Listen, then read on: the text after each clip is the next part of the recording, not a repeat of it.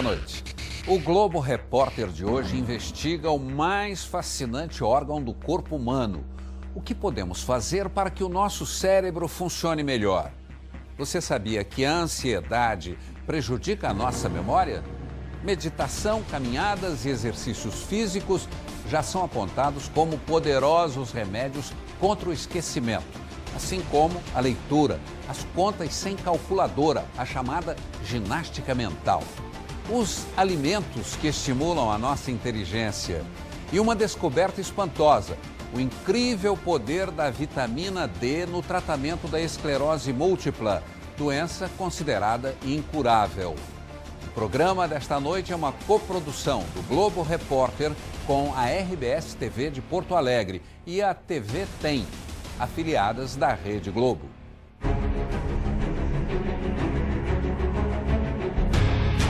A visão não apenas simples, mas espetacular das nuvens que passam. O afeto que sentimos ao contemplar a delicadeza da natureza. A compreensão exata de um sinal. A explosão do chute perfeito na hora do gol. O grito de paixão e comunicação. Razão e emoção.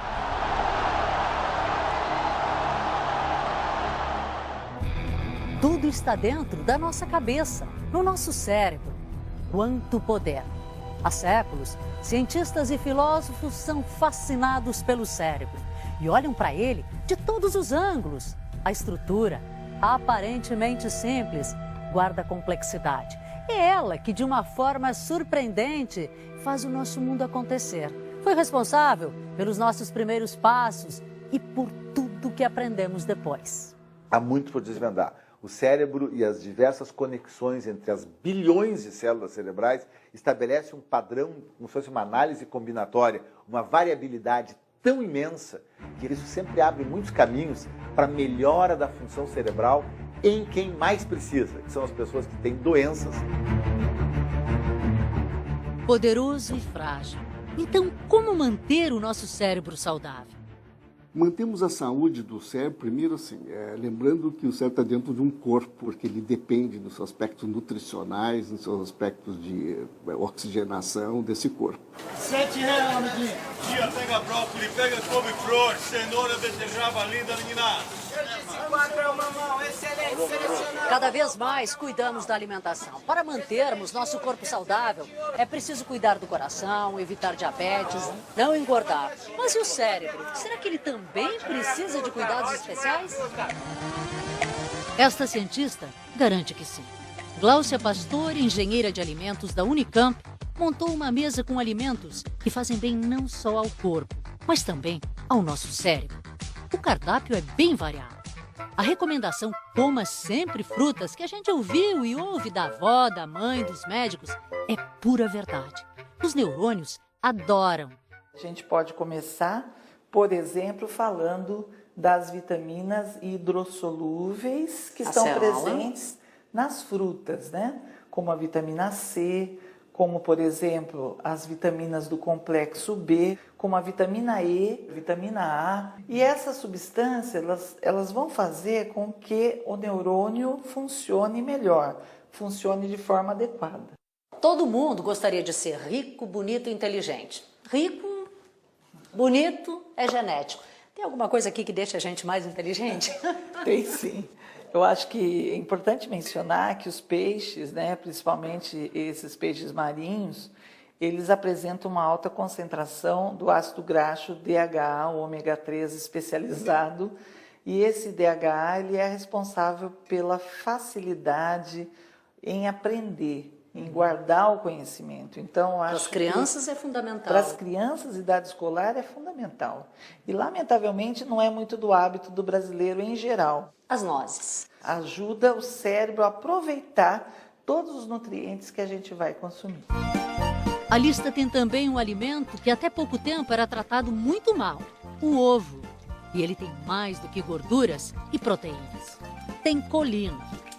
A colina é a matéria-prima para fabricar neurotransmissor, quer dizer, aquelas substâncias que fazem a comunicação célula a célula. Bom, agora eu vou buscar uma coisa que a maioria das pessoas adora. Isso aqui. É para quê? Dar alegria ao cérebro? Chocolate. Além de melhorar o estado de alerta, né? Ele acorda, mas também oferece essa sensação de bem-estar. O nosso cérebro sente uma fome. Quantas e quantas vezes você já assaltou a geladeira no meio da noite em busca de doces? Isso provoca uma culpa. Mas saiba que essas tentações nem sempre representam gula. Normalmente, enquanto dormimos, o fígado produz glicose e envia ao cérebro. Mais ou menos 120 gramas de glicose por dia.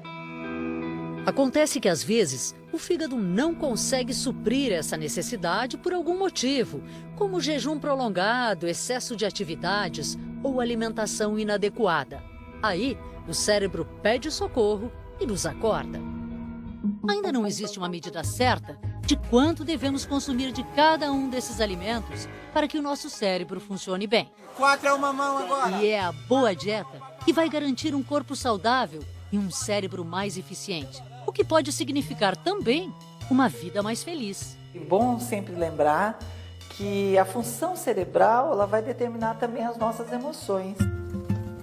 Sol, ar puro, a paisagem mais linda da cidade e uma corridinha antes de ir ao trabalho.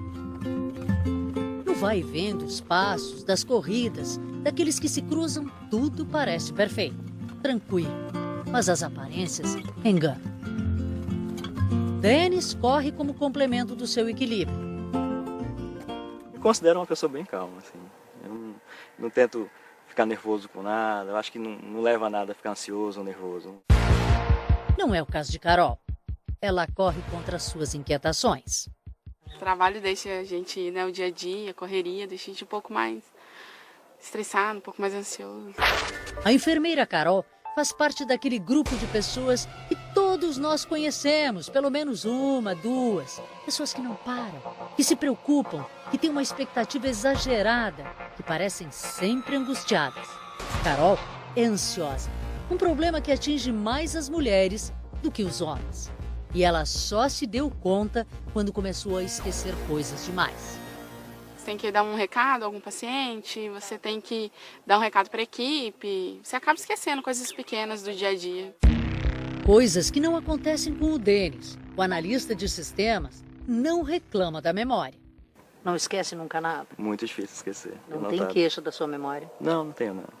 Ela tem sido muito útil para mim. O Centro Internacional de Neurociência desse hospital aqui de Brasília revelou que existem muito mais ligações entre ansiedade e memória do que a gente possa imaginar ou perceber.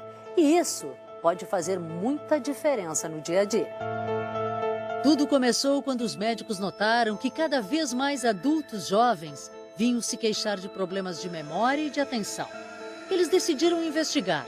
Carol e Denis fizeram parte do grupo de pessoas que foram estudadas. A enfermeira e o analista de sistemas são funcionários do hospital. Podemos começar, então? Foram vários testes. O mais revelador é este em que eles ouvem uma história e depois contam o que lembram. Tudo dentro do aparelho de ressonância magnética e vai registrando a atividade cerebral. Terça-feira, às 10 horas da manhã, Maria de Lourdes, uma professora de artes de uma escola pública do Rio de Janeiro, resolveu levar seus alunos para uma atividade fora da escola. E conseguiram identificar, então, que a ansiedade realmente provoca um tumulto no cérebro. Provoca um tumulto no cérebro, bota o cérebro aí bombardeando para tudo quanto é lado, um custo muito alto. Uma evidência comprovada pelas ressonâncias magnéticas, que fazem uma espécie de fotografia da ansiedade e da calma. Que tal, no caso do cérebro do Denis, a gente vê aqui uma ativação mais focada. Aqui a gente está com o cérebro de uma pessoa ansiosa, no mesmo corte, está vendo? E aí você vê que ela usa essa área que é necessária, mas ela usa toda uma ativação, ela recruta, faz um esforço muito grande para recrutar aqui os neurônios. E o que isso significa, representa no dia a dia dessa pessoa ansiosa, por exemplo, no final do dia? No final do dia ela está muito mais cansada, porque ela fez uma força muito grande para poder desempenhar as tarefas da vida diária, cotidiana. A nossa memória começa a dar sinais de que já não é mais a mesma lá pelos 40 anos. Quando durante uma conversa ou um bate-papo, por exemplo, a gente não consegue lembrar o nome da música, o nome do filme, o nome do escritor. E aí começa aquela história. Aquele escritor brasileiro, casado com uma brasileira também. Como é que é mesmo o nome dele? E não tem jeito. O Jorge Amado não vem à nossa cabeça. São muitas as razões para a nossa falta de memória. E o que podemos fazer é exercitar. Inclusive, resgatando velhos hábitos. Então, primeiro, aprender. Aprender qualquer coisa. Aprender coisas novas faz novas redes neuronais no cérebro, exercita um número muito grande de neurônios. Ler. Na hora de calcular, não usar a maquininha, usar o cérebro. Fazer conta de cabeça. Fazer contas de cabeça, sempre que possível, mas as mais simples a gente faz a conta de cabeça. E também não ficar tão dependente do tablet para a memória e do celular, porque de repente hoje tudo se coloca, se registra ali, então não precisa usar memória para isso. Agora, se você se acha parecido com a Carol, não precisa ficar ansioso. Tratando a ansiedade, melhora a memória. É o que Carol está fazendo. Consciente do problema, procura relaxar, mas no trabalho se cerca de muitos cuidados. Nossa, olha só a agenda da Carol desde o começo do ano. Tudo anotado aqui. Além da agenda, você anota no computador, Carol. É isso. A gente tem que ter muito cuidado, né? Com a atuação, qualquer erro, qualquer esquecimento, pode ter um impacto muito forte na vida de qualquer paciente. Então, não pode se esquecer de nada. Está dando certo. Está dando certo, graças a Deus. Se a ansiedade é um veneno para a memória, a meditação é um santo remédio. Estudos revelam que se a gente conseguir sair deste corre-corre por alguns minutos do dia, vamos realizar nossas tarefas em menos tempo e gastando menos energia. Cérebro descansado é cérebro econômico e mais eficiente. E uma coisa puxa a outra. A vida fica menos estressante. Vera que o diga. O cotidiano dela não é moleza. Junto com o marido Vanderlei e os filhos, ela passa o dia na metalúrgica da família. E o horário é bem puxado. Nós saímos 8 horas de casa. 8 horas? 8 horas e retornamos 10 horas. 10 da noite? 10 da noite. Foi quando passou por um momento bem difícil na vida que Vera decidiu praticar o yoga. Na busca pelo equilíbrio, a meditação surgiu naturalmente. Hoje, para ela e para esse grupo, qualquer hora é hora. Não importa o lugar, meditar é preciso. Tinha uma vida muito agitada, assim, muito cansativa, assim. E a meditação serviu como uma base para eu cultivar um pouco mais de equilíbrio emocional e mental na minha vida, né? A qualidade do sono melhorou muito. Eu percebi que quando eu fazia meditações prolongadas, a qualidade do sono era assim muito boa e o bom humor, sabe? A qualidade do humor, o bem-estar. E quando eu estou cansado, eu uso as práticas de meditação para dar uma esvaziada no cérebro. Quer dizer, você está ajudando ele todos os dias quando medita. Sempre que eu posso, sempre que eu sinto necessidade, e a minha prática é realmente diária. A maioria das pessoas fica todo o tempo com uma tagarelice mental. Assim, sempre pensando em coisas que não fez ou deixou de fazer, ou coisas que tem por fazer, prazos, uma opção de coisas. Quando você para, né, você começa a vivenciar, porque a única coisa que a gente tem de verdade é o presente, é o momento presente. Essas pausas são a oportunidade do corpo relaxar, da sua mente ficar mais atenta, mais clara, e aí você está pronto para retomar o seu trabalho, a sua atividade de uma maneira mais serena, mais centrada. Então isso fez toda a diferença. Intrigada com os benefícios da meditação, a bióloga Elisa Cosaza, doutora em psicobiologia, decidiu investigar o cérebro das pessoas que meditam. Para isso, reuniu um grupo de 20 voluntários que praticam meditação há pelo menos 3 anos, no mínimo 3 vezes por semana, e comparou com 19 pessoas que não meditam. Então, quem não medita precisaria estar ativando mais essas áreas do que as pessoas que meditam regularmente, o que pode significar que as pessoas que meditam teriam, então, um cérebro mais eficiente. Elas precisam recrutar menos áreas cerebrais do que as pessoas que não meditam. Para realizar o estudo, que foi feito em colaboração com instituições internacionais, os voluntários passaram por testes durante as ressonâncias magnéticas. E ficou claro que as que meditam usam menos o cérebro para as mesmas funções. Elas são mais focadas. Provavelmente elas são então mais focadas, né?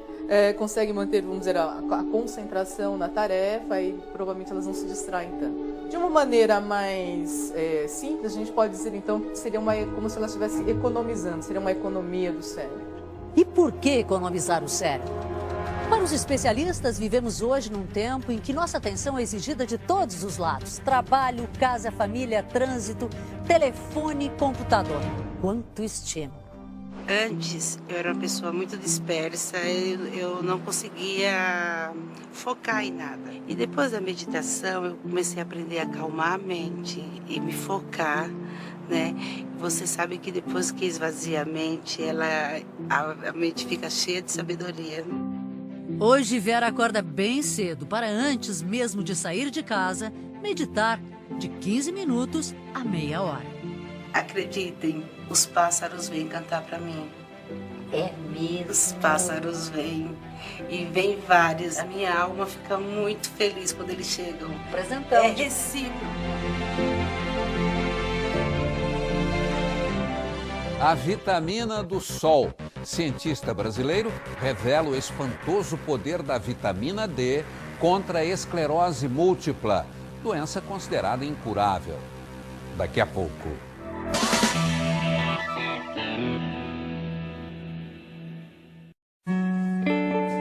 Marcelo mora com a noiva nesta casa em Ubatuba, no litoral de São Paulo. Um lugar cercado pela exuberância da Mata Atlântica, cheio de passarinhos coloridos. O carioca Fábio vive em São Gonçalo, região metropolitana do Rio de Janeiro.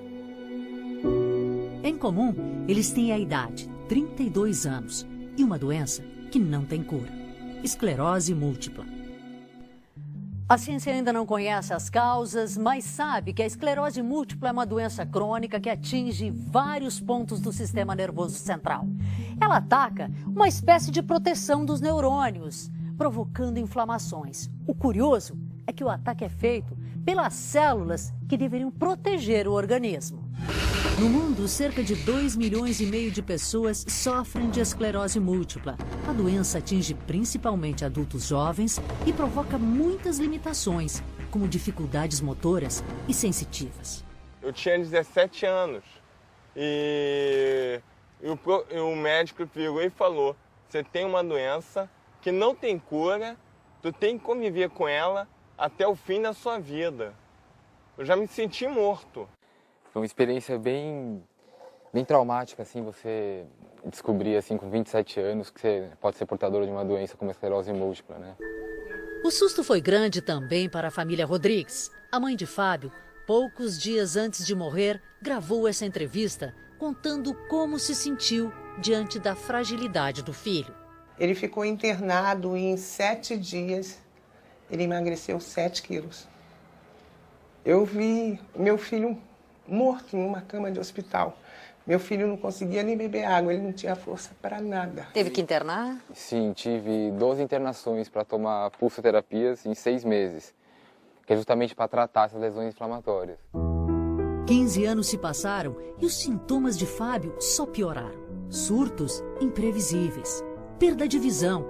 Chegou ao ponto de não conseguir mais caminhar e foi parar numa cadeira de rodas. Caramba, ser dependente de uma cadeira de rodas para fazer tudo o que eu quiser.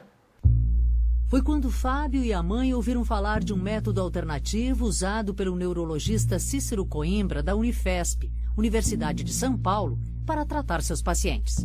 O tratamento?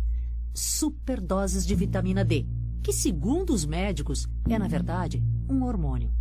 A vitamina D, ela é muito mais do que uma vitamina, muito mais do que um hormônio. Ela controla 10% das funções das nossas células e de todas as nossas células, inclusive das células do sistema imunológico.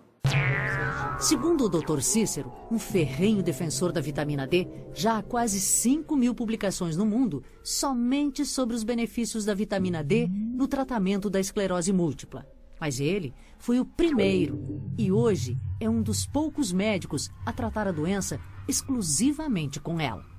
E essas pesquisas estão mostrando exatamente isso, que quanto mais baixo for o nível de vitamina D, mais virulenta é essa doença. Quanto menos baixo, menos virulenta é essa doença. Então, por que não utilizar isso como um recurso terapêutico? Foi isso que nós fizemos. Nós aumentamos os níveis de vitamina D até chegar a um ponto em que a doença entra em remissão permanente, ela fica literalmente desligada. Em um mês eu senti uma diferença absurda no meu corpo. Eu já me senti outra pessoa, uma outra disposição. Não dá para explicar assim a melhora, mais forte. Eu voltei a ganhar meu corpo, voltei a me sentir vivo, sabe? Uma coisa que não tem como explicar, assim, rápido. Foi voltando a conseguir falar com mais clareza. Ele foi conseguindo já se firmar em pé com mais firmeza, né? Com mais precisão. Começou a caminhar com a muleta. Só em eu poder tomar meu banho sozinho, sem ter, ficar chamando a minha mãe, tomar banho e tal, coloca o banco pra mim, poder fazer, é tudo. Vai, força. A recuperação de Fábio não foi total como a do surfista Marcelo. E há uma explicação para isso, segundo o Dr. Cícero. Marcelo iniciou o tratamento 8 meses depois do aparecimento dos primeiros sintomas da esclerose múltipla. Fábio só começou a se tratar com as doses maciças de vitamina D 15 anos depois da doença instalada. Isso faz alguma diferença? Faz uma diferença muito grande, porque a vitamina D consegue, em altas doses, reverter sequelas recentes, né? Mas sequelas antigas ela não consegue reverter. A vitamina D é fundamental para a saúde. Atinge todas as células e é responsável pela fixação do cálcio nos ossos. Tomar sol é a forma natural de obtermos a vitamina D, mas nem sempre é possível.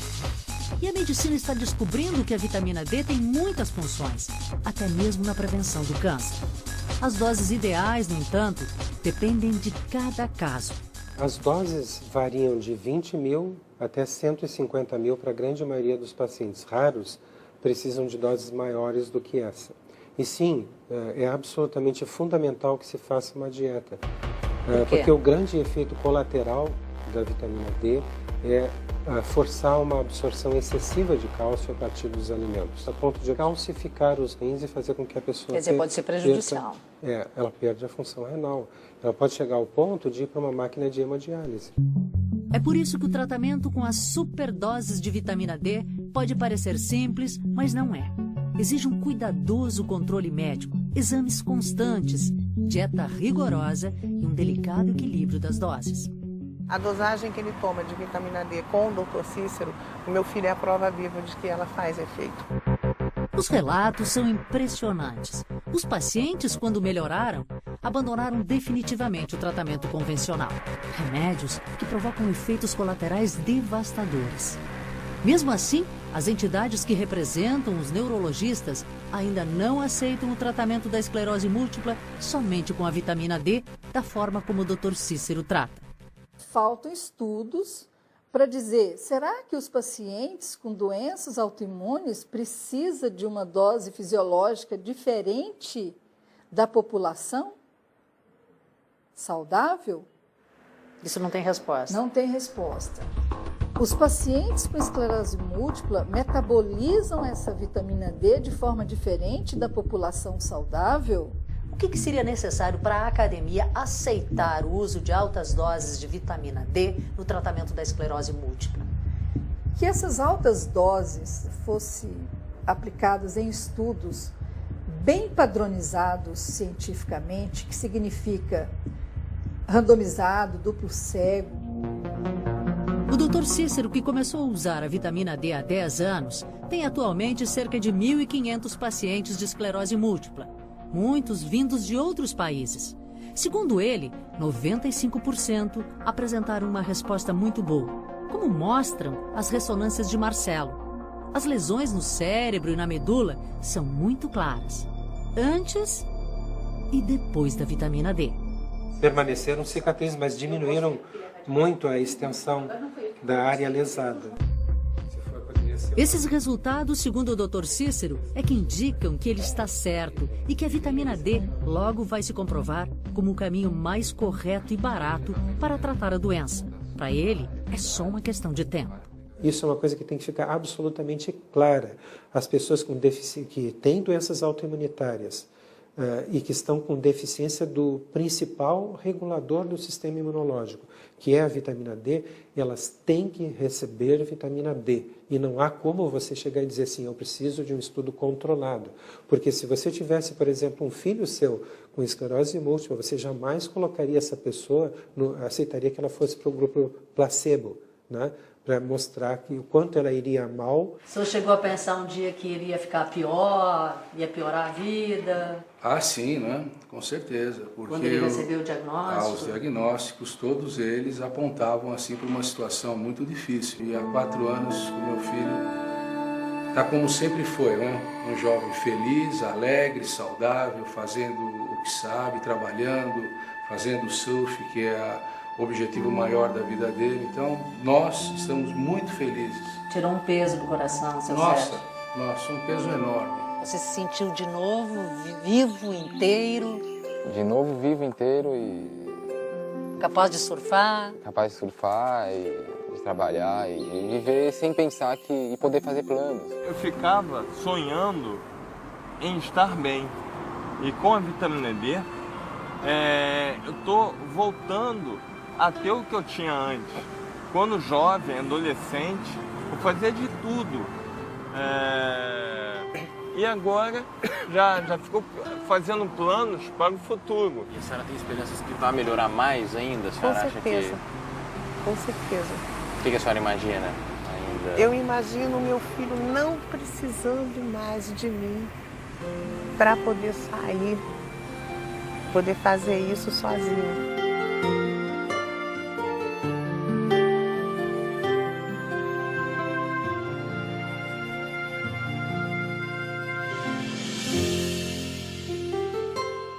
Caminhadas, exercícios físicos, será que eles podem nos livrar das doenças do esquecimento? E um método que usa a mão esquerda para estimular a concentração mental. Veja a seguir.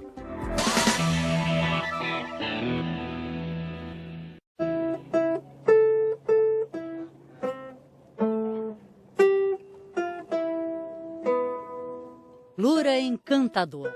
A idade, ela não conta. Ágil, parece que desliza pelo Parque do Ibirapuera, onde costuma caminhar todos os dias. Encontra amigos, bate um papo e mesmo quando descansa, ela não para. Oi, Lura.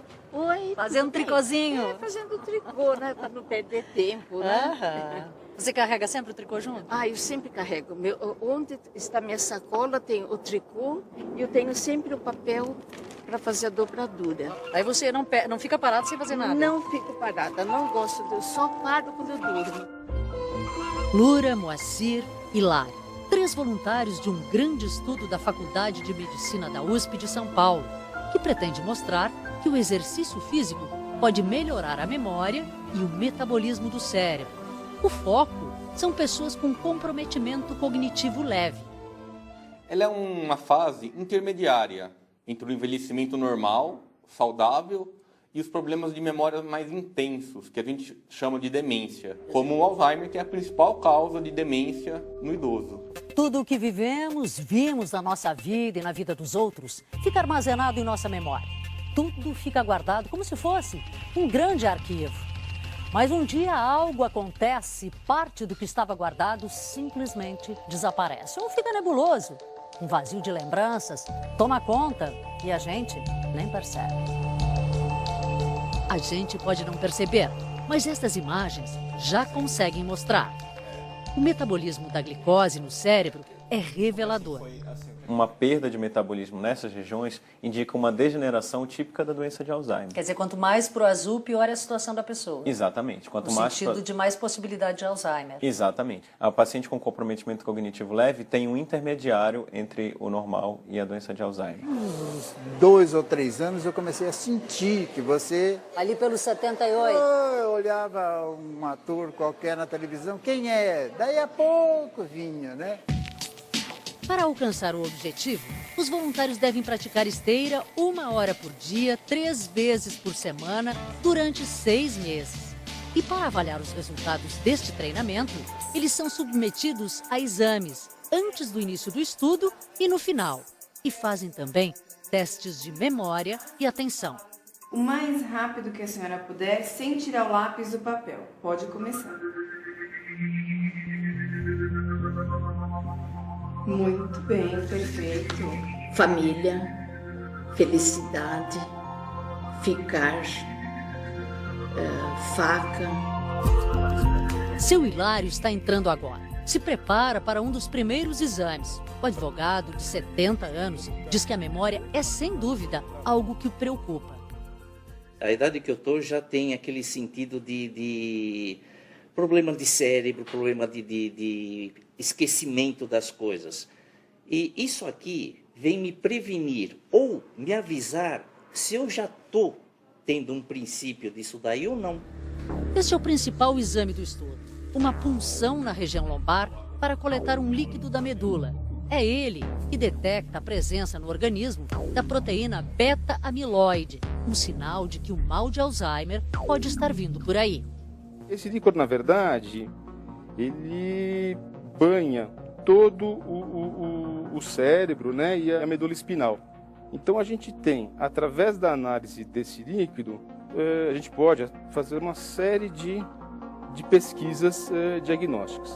Pronto, eu vou retirar a agulha. Respira fundo, 1, 2 e acabou. Tchau, Luiz. Seu Hilário agora vai passar por todas as fases da pesquisa e praticar 6 meses de exercícios físicos. O exercício físico, o aeróbico, ele melhora a saúde física, os fatores de risco cardiovasculares, melhora o humor, melhora o sono. Mas para melhorar a memória nos pacientes que já têm a doença de Alzheimer, os estudos não são muito claros, evidenciando melhora.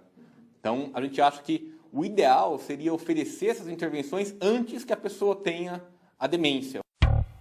Pois é o que já aconteceu com Lura e seu Moacir. Os resultados parciais mostram que os efeitos do exercício são realmente positivos. O senhor se sente melhor?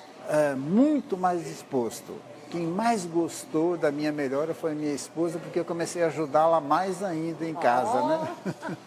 E a memória, como é que tá? Eu achei que melhorou. Sinto, eu agora estou assim me lembrando de coisas que eu demorava para me lembrar. Me lembro com mais facilidade agora. Mas o senhor pretende continuar a se exercitar? Ah, sim, claro. Você acha que a sua memória, com o passar do tempo, o passar dos anos, ela vem piorando ou ela se mantém? Eu acho que cada dia melhora. Melhor? Cada dia estou melhor. Jura que não quer contar a sua idade? Olha, não faço muita questão não de falar a idade, mas tá, eu vou arrumar um jeito. Tá bom, então você arruma um jeito. Você Entre fala assim, entre 70 e 100.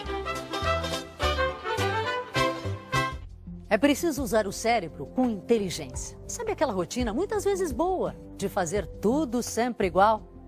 Pois é, ela faz tanto mal, porque não estimula o nosso cérebro. Precisamos tentar fazer tudo sempre de outro jeito. E haja imaginação.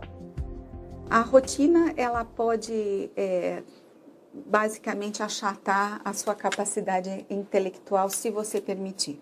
Existe a rotina básica da vida de todo mundo, que é inexorável, que todos temos que ter, até por uma questão de ordem, né? Mas essa rotina, digamos, mais estática, limitada, em que a pessoa para de pensar além e é repetitivo, isso não é bom.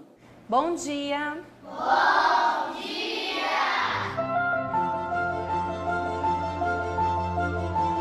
Traços e cores podem ser um poderoso remédio para o cérebro, sem efeito colateral e com muito estímulo criativo. Pessoal, hoje nós iremos desenhar a casinha e a abelhinha com a mão esquerda, tá bom? Um método descoberto quase por acaso. A professora de informática ia de casa em casa ensinar as crianças na cidade de Olímpia, no interior de São Paulo.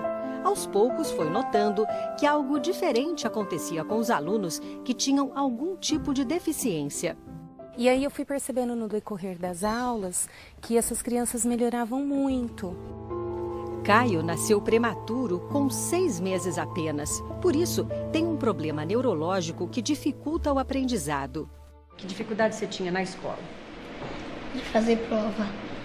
Você não ia bem? Não. Que nota você tirava? Eu tirava uns 2, 3, 4. Tirava nota baixa. E agora? E agora eu tô tirando 10. Para entender por que suas aulas tinham um resultado tão positivo, Luciana decidiu procurar quem entendia do assunto. O que é isso? Nós temos aproximadamente 86 bilhões de neurônios e grande parte desses neurônios não são ativados durante uma vida. A partir do momento que nós começamos a fazer exercícios que fogem da nossa rotina, nós começamos a ativar essas sinapses. Aqui na Faculdade Estadual de Medicina de São José do Rio Preto, Luciana construiu uma parceria e aos poucos foi aperfeiçoando o seu método, criando novos exercícios. Criando esses exercícios com a mão direita e com a mão esquerda, para que o cérebro pudesse ser estimulado integralmente, né? Todas as áreas, todos os hemisférios. O direito e o esquerdo. Exatamente. O nosso cérebro funciona assim. Os destros, os que usam a mão direita, estimulam mais o lado esquerdo do cérebro e os canhotos, o inverso, estimulam mais o lado direito.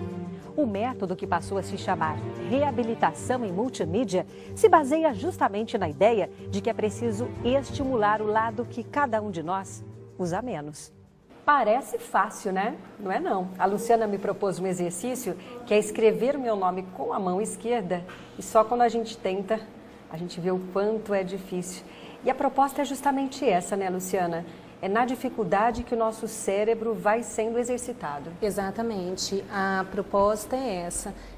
A cada atividade a gente lança um novo desafio, uma nova dificuldade, para que a gente possa ativar novas áreas do cérebro. Escrevi meu nome, ficou bem rabiscado, mas é o começo. Exatamente. Quer dizer, eu teria que treinar muito mais para conseguir escrever meu nome de um jeito bem mais claro. Isso. Quanto mais difícil o exercício, melhor. Exatamente, mais estímulo. O estímulo que a Jaqueline precisava. Ela tem 22 anos e sofre de epilepsia. Como não reagia mais a nenhum medicamento, o médico sugeriu a reabilitação em multimídia. Durante 6 meses, Jaqueline fez os exercícios no computador. Quanto mais a concentração aumentava, mais as crises diminuíam, de 30 para no máximo 3 por dia, e com uma intensidade bem menor.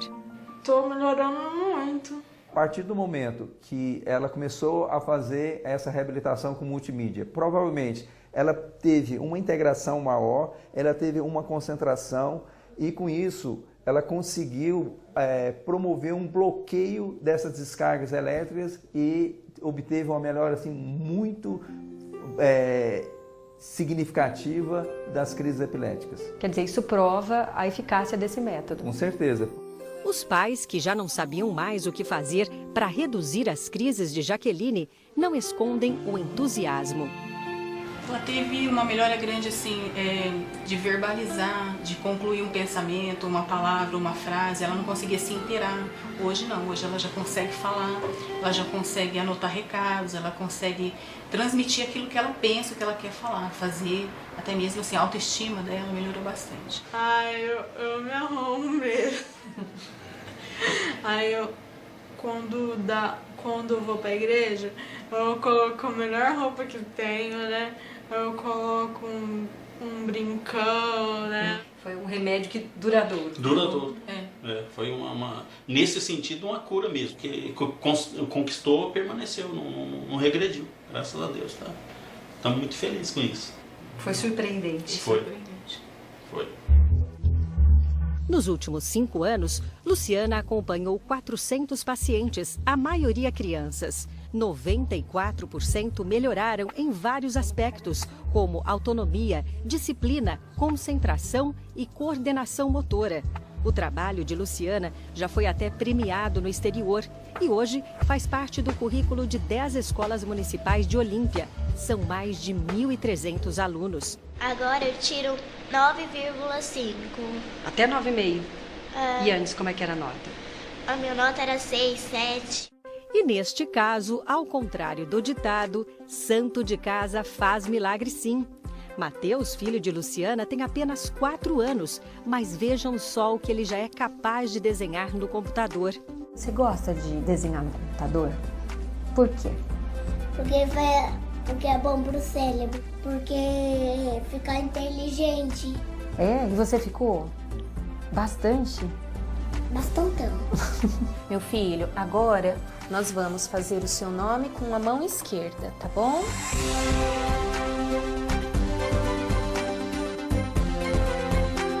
Depois chega, tá?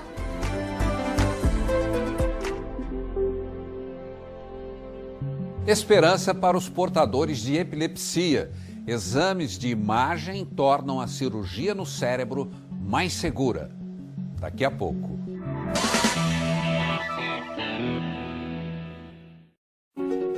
Hoje é um dia muito especial para a Neuza. A gaúcha de 47 anos sofre de epilepsia desde os 25. E agora há uma possibilidade dela ficar finalmente livre da doença.